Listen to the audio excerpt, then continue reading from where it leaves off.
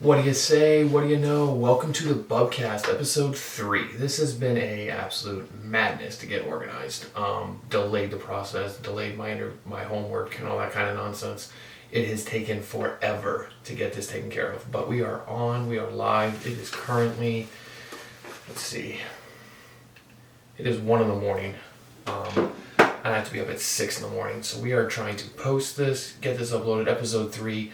Let's ride. So we're gonna, if you can see this whiteboard here, we're gonna go over everything that you need for the upcoming episodes. So we've got college football update, preview of week 2 for college football, the college football playoff update, NFL season preview, fantasy football starter sit. I'm in 4 leagues. Let me give you my start and sit so you can win your league. And I'm gonna give you some bets to pay for those apple juices. So let's go ahead and get started. So we're going to go ahead and get started with last week's game. So we're going to go over some week 1 stuff. So last week's games, we had some great games. So we had Duke beating Clemson. So for those of you who didn't see it or just now get to see it, Duke beat Clemson.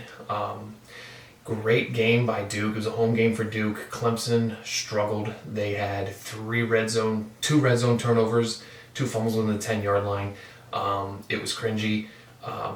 Duke came out and took advantage of those turnovers and ended up winning the game. It was a great game. I love that Clemson lost. They dropped 16 spots in the AP rankings, and they're 25. Fantastic. Another great game we had LSU and FSU.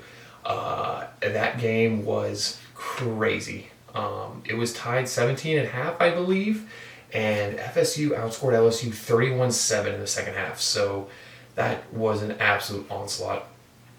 Brian Kelly went on saying that they were going to destroy LSU or FSU, and yeah, the exact opposite. So my Heisman vote 3 episodes ago was Jordan Travis. He had 5 touchdowns in total. He had 4 in the air and 1 running, and he threw for 387 yards. So he had a great game. Couple things from that game. LSU is not out. LSU can recover. They're in the SEC. They're going to have big games. They're going to have games lined up to where they can, lose this first loss as a top 10 matchup and still get a chance for New Year's Six Bowl. Their playoff chances have diminished to like 4 to 5%, but they're not out of it. I know officially 4 to 5% is a long shot, but they're not out of it. So, still alive. We'll see what happens. They've got some games. FSU has lined their possibility up to be fantastic. They're going to have some ACC games. Obviously, they're going to play Clemson, North Carolina, NC State. They're going to play some games, but they've lined it up to where they knocked out their 1 out of the 3 big games they have. FSU is setting their pavement to where they can talk themselves into conversation. Newest rankings, they're 4th. They jumped Ohio State, well-deserved jump Ohio State. They're 4, so that is nuts. So they're right now in the top 4. Have some upsets. Texas State beat Baylor at Baylor.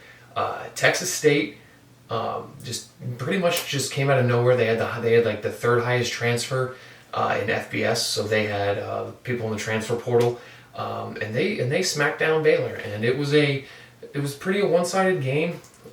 Texas State, man, putting themselves on the map, so I had to give them a shout out. They did really well. And another upset we had, Wyoming over Texas Tech. Wyoming, you don't really hear much from them, and you don't really expect much, but they won over Texas Tech. It was a great game. Wyoming won, and it looked good. Unfortunately, we have to talk about Florida-Utah. Florida did not look good. They struggled. Offensively, just wasn't there. Defensively, they held Utah. Utah was missing 8 starters. Their backup quarterback was in. Really wasn't a on paper matchup to where it could be like even Stevens. But Utah fully staffed. I don't think it would have changed anything for Utah. I think they still would have won. The biggest thing is penalties and turnovers for Florida. Florida had penalties that just shot themselves in the foot. It was like 4th and 1, and they were going for it in a false start, and they ended up punting it. Turnovers killed that team. It didn't look good, but Florida's got some. They got to go back to the drawing board. But the thing about Florida is they have 3 straight home games, and in 2 weeks they play Tennessee at home. So, again, same thing with LSU. They have a way to fix this hiccup. Do I think Florida's going to be in the playoffs? No. Do I think Florida has a chance to win the SEC? No. But, beating Tennessee gives them a New Year's Six chance. They can't completely just throw in the towel with the playoffs. They're a team that wasn't projected to get into the playoffs. But if they can get a New Year's Six bowl, that'll really, that'll boost their chances. And then they have 3 straight home games. They play two teams, and then they play one team, and then the following week they play Tennessee at home. So they have an ability to update that and get where they need to be. So I'm not, too worried about that. Like I said, the 2 SEC teams that lost have the ability to change it and get it updated. Will they? I guess time will tell. I would give LSU a better chance than Florida, but different things have changed. So now we're going to go over the current rankings. So that was kind of an update of last week's games. I'm going to preview this week's games. On the Twitter, at the Bubcast _, I have submitted FBS and top 25 predictions for tomorrow's games. I missed a couple Thursday and Friday night games, working on my schedule, getting those games predicted. So it's on Twitter. Check it out at the Bubcast _. Right now, I'm killing it. I don't know if y'all can see it. The camera's a little new place this episode. The POS tripod was killing me, so I moved. it. So my top 25 record after 2 weeks is 15-12. Struggling. Top 25 is never really in matchups that I'm dominating or picking at, so I'm kind of just guessing to the wind. There's not real hard matchups. But my FBS record is 49-14. I'm absolutely killing it in the FBS, and I want to give a shout out to the FBS because I don't want this to be a top 25 podcast. I want to talk about all sports and give everyone their due.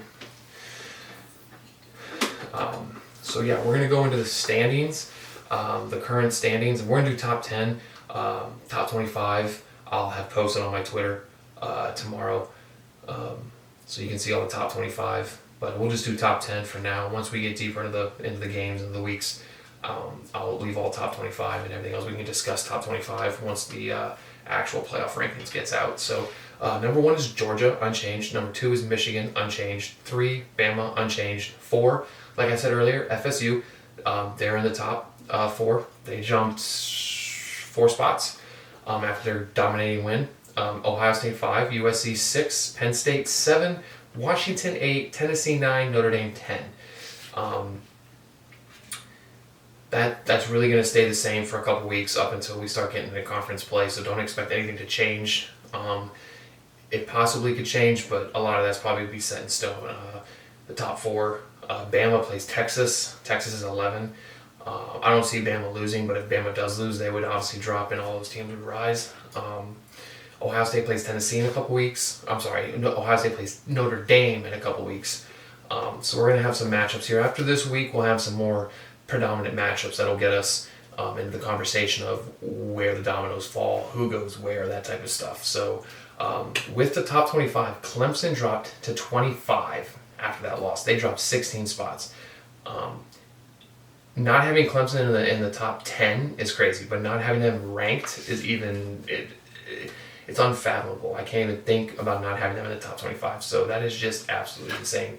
We're going to go into Colorado. We're going to give a little segment in Colorado because we got to talk about Colorado. If you didn't watch that game or see the highlights or hear the news when they played TCU, we'll go over that. Colorado was 22. Colorado had 1 win last year. They had no spring attendance. No one cared about Colorado. No one talked about Colorado. Deion Sanders has put that team on the map. Their spring game sold out. People are killing to go to home games, and they're on Fox Big Noon kickoff 2 weeks in a row against Nebraska, and they're a 2-point favorite at home against Nebraska. So we'll talk in more into Colorado. So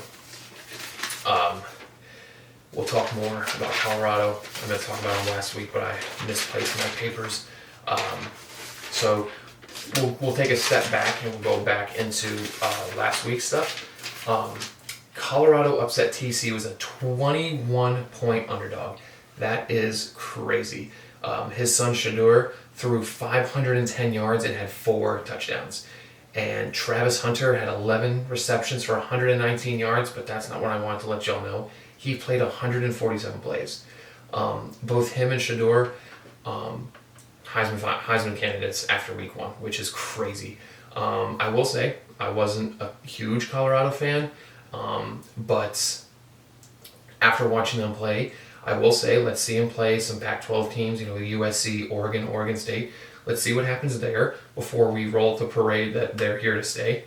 Respect the win. I think it's a great win, great kickoff to week 1. But let's see what they do. Like I said, they were a 21-point underdog. That is insane. For a team down 21-point underdog to win, I can't remember the last time a team was a 21-point underdog and ended up winning. So hats off to Colorado. I respect them. I would love to see them keep going. Let's see what they do against Nebraska tomorrow. They're a 2.5-point favorite. So I just wanted to give out some information on Colorado. Like I said, if you didn't watch the game, it's been almost a week. But yeah, Colorado might be here to stay. But like I said, let's see what they play against these big hitters in the Pac-12. Because this Pac-12 is solid. So that's pretty much last week's update. This week we're gonna go over we're gonna go over some games here. Like I said, not a lot of games to be crazily going over. We got number 20 Ole Miss versus 24 Tulane. It's a top 20 matchup. So Tulane has put themselves on the map. They had a great first week win. Ole Miss, they're on the rebound. They're looking to set some stone in the SEC. It's gonna be a good game. It's early. Don't really know much about either one of these teams, but that's a matchup to watch for. I believe Ole Miss is a 7-point favorite. So Tulane's at home, so I might give the nod to Tulane at +7. Let's see what Tulane can do. A win keeps them in the top 25, in my opinion. A close loss keeps them still in the top 25. Ole Miss, a win like this could keep their pace on track in the SEC. Number 22, Colorado versus Nebraska in Colorado. Colorado's a 2.5-point favorite. I don't know. Nebraska with Matt Roll, last week they crapped a bet against Minnesota and let Minnesota beat them. So we'll see what happens. I don't want to go against Colorado 2 weeks in a row, but Nebraska, I feel like Matt Roll's not going to lose 2 in a row. This could go either way, to be honest, but I think I'm going to take Nebraska at +2.5. So if Colorado does end up winning, I'll take Nebraska at 2.5.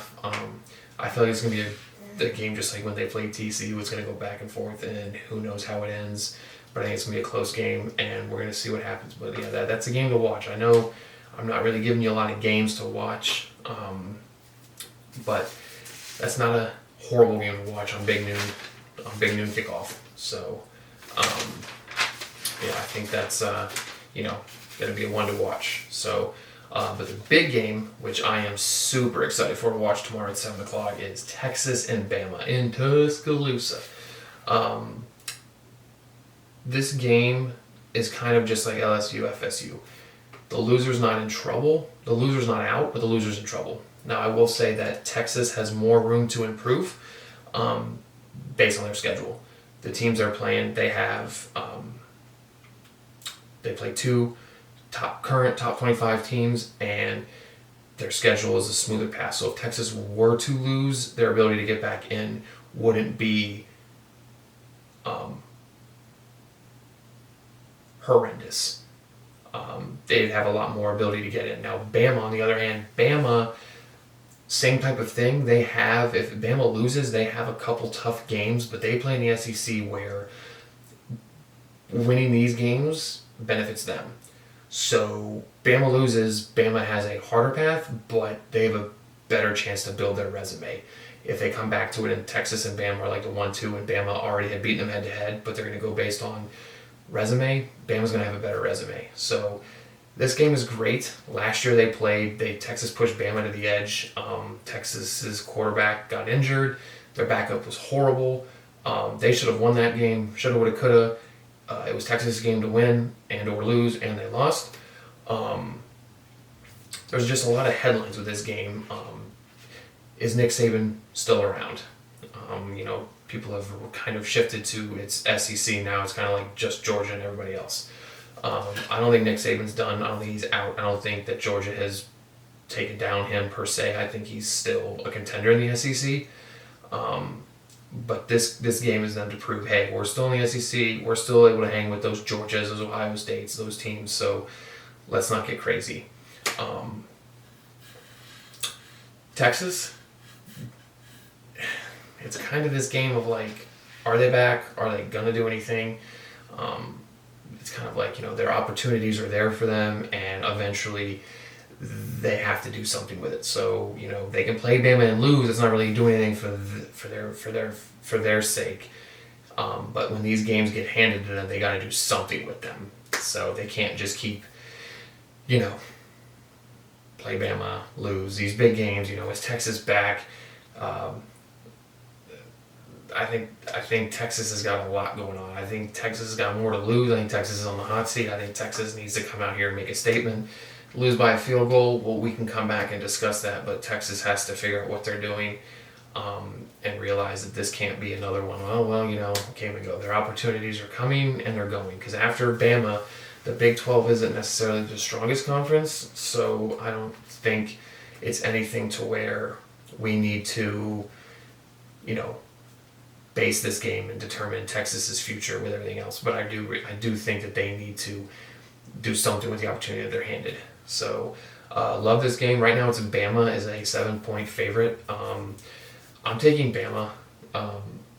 Bama's at home.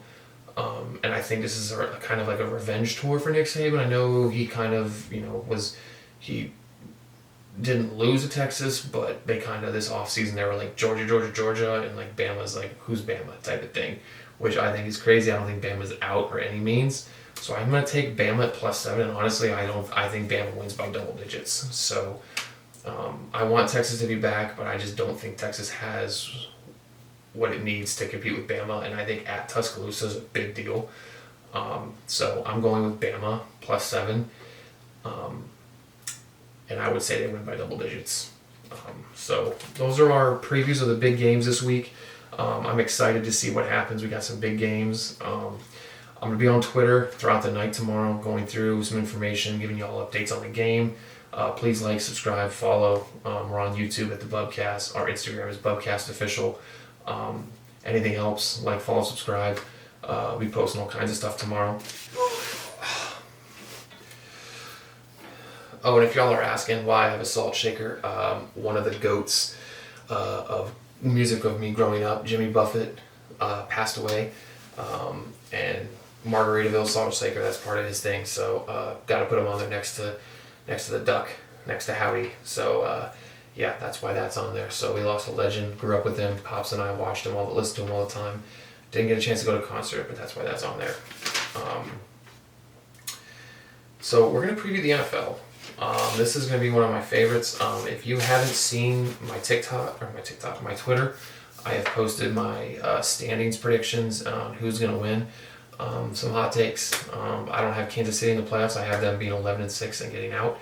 I have all kinds of crazy predictions that I think have the ability to stick. Is it a crazy thought? Probably, but I'm having some thoughts to it, and I'm like, what? Why not? Let it ride. Let's see what happens. So I posted on Twitter at the Bubcast _ my final standing predictions for the season. I'll be posting my Super Bowl champs and my playoff bracket tomorrow on Twitter and or Sunday before kickoff to kind of give y'all a preview of the NFL. So some week 1 games, let's go through the list. So we have Browns-Bengals. The Bengals are a 2-point favorite.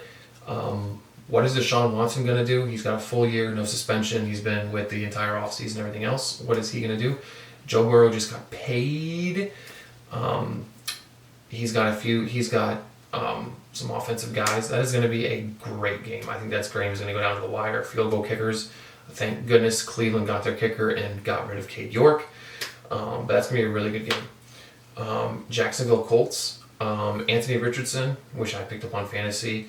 Hopefully, he gives me my win that I need. I drafted him late, thinking that he was going to be a win or a dud. So I have a lot on this Anthony Richardson on my fantasy team. So Trevor Lawrence, is this his year that he rises? Jacksonville's offense is insane. Indianapolis is kind of like testing the water with all their people, so we'll kind of like see that matchup.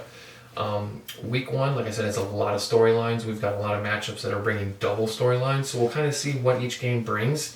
But we're really looking for what Week 1 builds towards the future. Like I said, we've got new faces, everything else. 49ers, Steelers, what is Kenny Pickett going to do? What are the 49ers going to do? Are they all in on Brock Purdy? I mean, they must be, because they got rid of Trey Lance, which is crazy, by the way. I don't see, unless I'm seeing something that I'm not seeing with Brock Purdy. I keep Trey Lance. Now Trey Lance is with the Cowboys, so what does that mean? Is Jerry Jones bringing Trey Lance for just to have him, or is that like, hey, Dak, get it done or get out type of mentality? Because I'm pretty sure Trey Lance isn't going to be a backup there. They didn't bring him to be a backup. I think they brought him to stir the pot. And a hot take is, I think in the season, at some point, Dak Prescott will get benched for Trey Lance.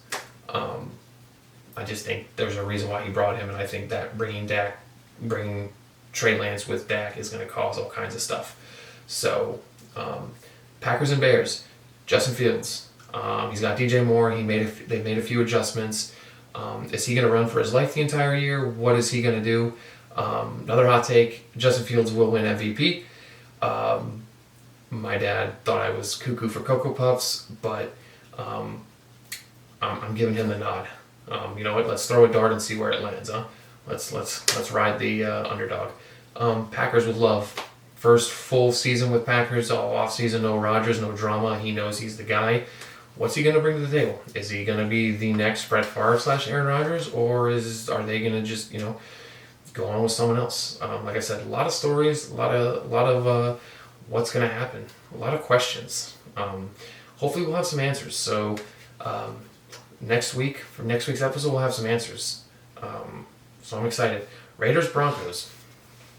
Raiders made a quarterback change. Broncos still can't stand Russell Wilson. Drama in Denver. We'll see what happens. I like Russell Wilson. I think if you all just give him a chance, this is his second year.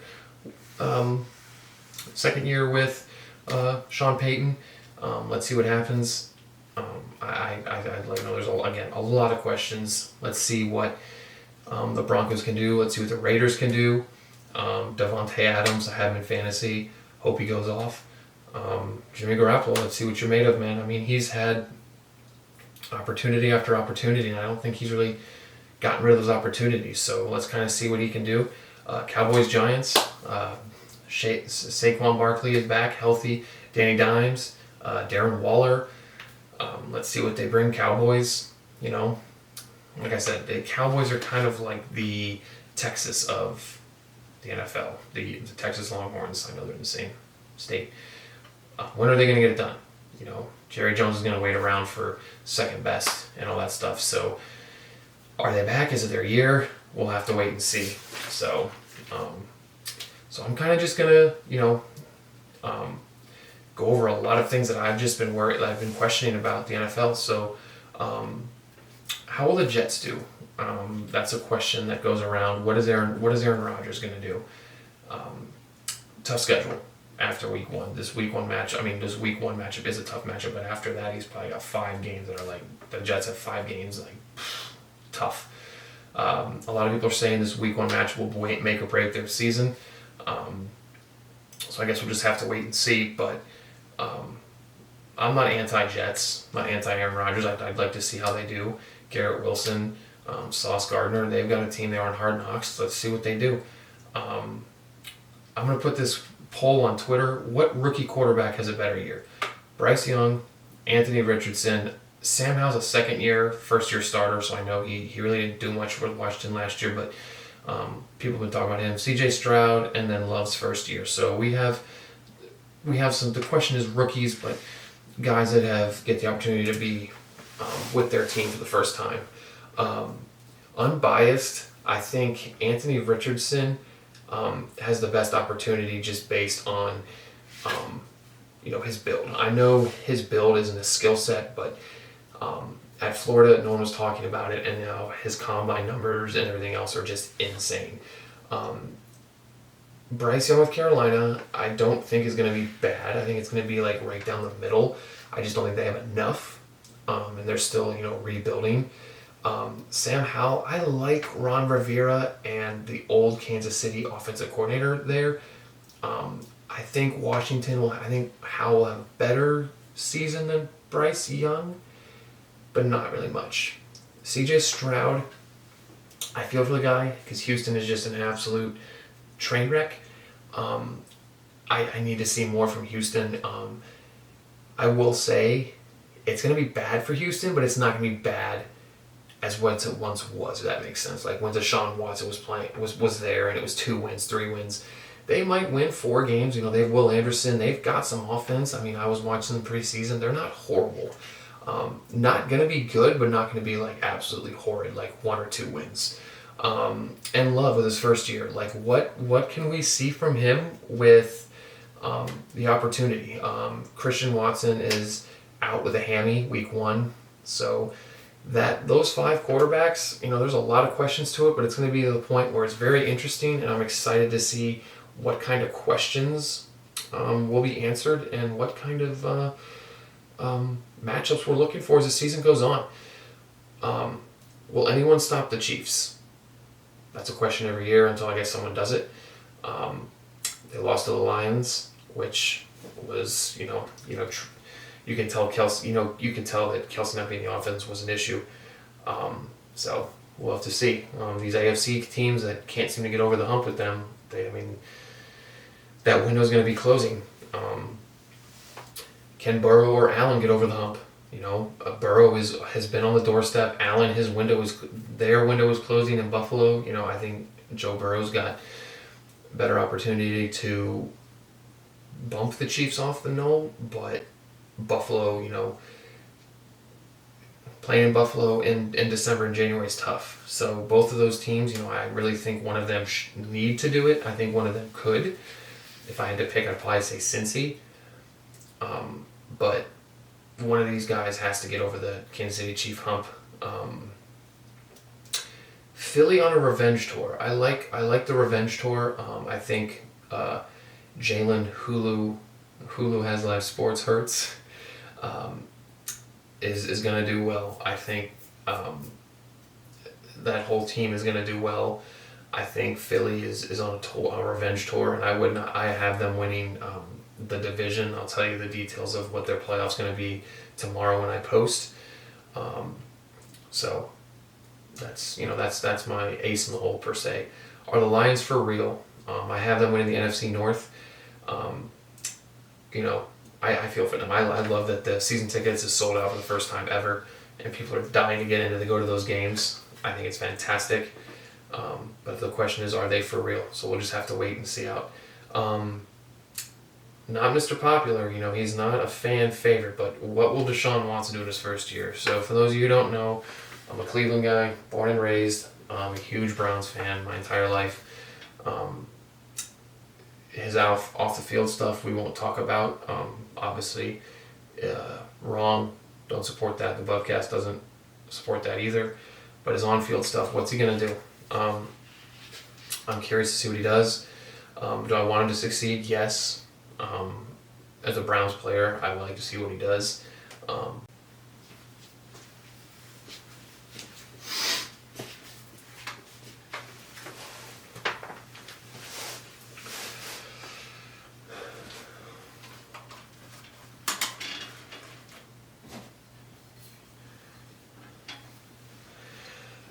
All right, so we are back.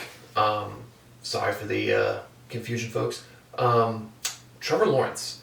Again, these AFC quarterbacks taking that next step. I will say Trevor Lawrence, Justin Fields, these quarterbacks have been talked about of taking the next leap. I like it. I like Trevor Lawrence in Jacksonville. I like that offense. The defense has improved since last season. So let's see what they do. I'm excited to see what Trevor Lawrence does. I think he will make that leap. Played Kansas City well. So let's line him up. Let's see what he can do. Let's give him the reins, and looking forward to seeing what he can do. My last final NFL one. Actually, I got a couple more. So bear with me here. 49ers. They move on from Trey Lance, and they must believe that Purdy is the answer. Do I think Purdy's the answer? No. I wouldn't have gotten rid of Trey Lance, especially for everything you gave up for him. But the 49ers made their bed, so now Brock Purdy is the answer. And, McCaffrey, can he stay healthy? Samuel, George Kittle, these guys, can they stay healthy? Can they do what they need to do?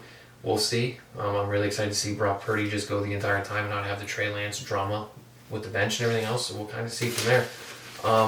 Baltimore. How will Baltimore do? Can Lamar Jackson stay healthy?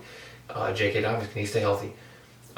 Mark Andrews, they have offensive guys that can really do well, but Lamar Jackson is a running quarterback, and him being injured or him getting injured reduces the running speed every time he gets injured, and we'll have to see. A lot of question marks with Baltimore just because of the health. If he stays healthy, MVP caliber season for sure. I think he'll have a good year, but if he gets injured or gets any type of setback, that offense struggles, and they can't rely on the running game. Tua. Will Tua stay healthy? Can Tua stay healthy? Does Tua get another concussion? Is he done? Is he retiring? What's going to happen? I hope he doesn't get another concussion, but if he keeps getting these head injuries, they're going to have to do something. They can't just give this guy 5 concussions in 2 years and be like, okay, you're good to go. Again, same thing with Lamar Jackson. If he stays healthy, the Miami offense is insane. With Tua and Waddle and Tyreek Hill and their running game, Miami is the problem. But again, Tua's a running quarterback. He gets hit. There's setbacks. That raises a bunch of issues. And again, they struggle without him. Honestly, I get that any quarterback the starting quarterback getting eliminated, that team's going to struggle. But it's different with like a Lamar Jackson and a Tua, who bring more than just in the pocket passing, and they go and run and everything else. I think Buffalo and the Cowboys are all in the same hot seat. Their window is closing, especially for Dak. No more Zeke. Tony Pollard is the main back. They don't have a a lot of they don't have a lot of excuses. So it's kind of hit or miss. And same thing with Buffalo. Buffalo's window is starting to close. They need to make that leap, and or they're just going to stay where they are. So it's again a lot of question marks. I'm excited for as the season progresses, we'll have answers and we can kind of discuss what's going on. But that's kind of my NFL preview. Like I said, tomorrow on Twitter, at the Bubcast _, I'll have playoffs, and I'll have my Super Bowl, and I'll have all my NFL predictions, and I will also predict the winners for Week 1. So keep an eye out for that, either tomorrow evening or tomorrow morning. This episode ran late, so it's going to be sometime in the next 24 hours before kickoff at 1 o'clock on Sunday. Fantasy. I'm in 4 leagues. I'm going to give you all some starting sit-ems. And then I will send some bets on Twitter, and then we can go from there. So I want to start Nick Chubb, Raheem Mostert, and Geno Smith. I think those 3 plays are huge. Play those guys if you got them. I think Geno Smith's got a great matchup. Nick Chubb, now that he's the lone back, he should get some good touches. Bench Connor. I'm sorry, but anyone on Arizona's team, you just can't gamble on them right now. It's just too much. Juju, so unreliable. Bench him. And then Jackson Smith, Najigbu. His wrist has been bothering him, so I don't see much much out of him. And I'm not sure if he's going to play. He's questionable, so if he plays with that questionable wrist, I would still bench him. And Bateman for Baltimore, I would start. I have him on my team. I'm debating what to do, but he's poised against Houston to go off, and they're saying that he might go off. So he's kind of like but I have Amari Cooper, so I'm probably going to stick with Amari Cooper. So